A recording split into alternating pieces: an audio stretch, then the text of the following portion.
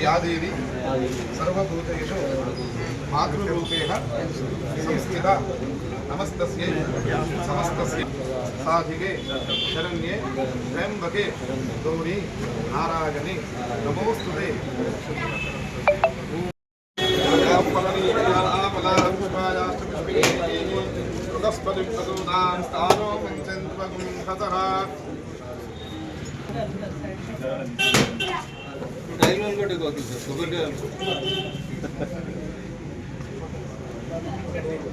Shekhar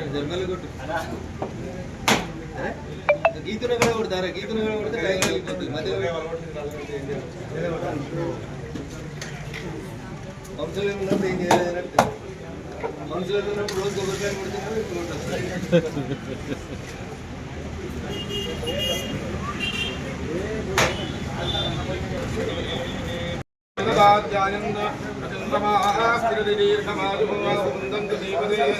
दीर्घायुष्माय प्रसुते यस्वानुराकेरि no मन्यमानो मृत्युं सर्जोदोगभीमि यादवेदो यदो अस्मासु देहि सदा विरग्ने तत्त्वमस्याम् इस्मै तुगुरुकुले दातवेदो मुदोगभङ्गे रुटमस्योगं नश्विनगं समुद्दिनं वीरवन्तं गोवन्तगं रहिन्नश्वरे स्वस्ति सन्त्वासिञ्च विदुषा प्रजामायुर्धनं च दीर्घमायुरस्तु शतमानं भवति शतायुः पुरुषश्चतेन्द्रिये आयुष्येवेन्द्रिये प्रतिष्ठति।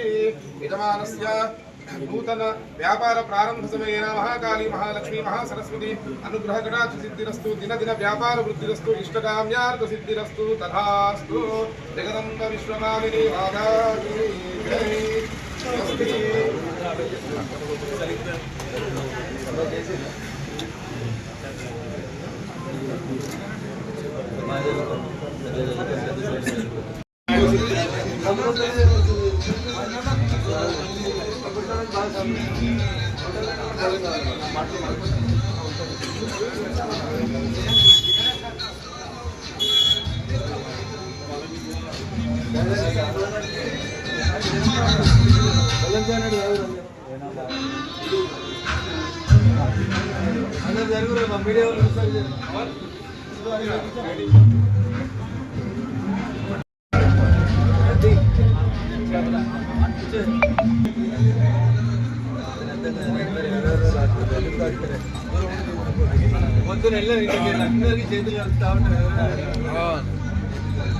అందుకనే నాకు భయం.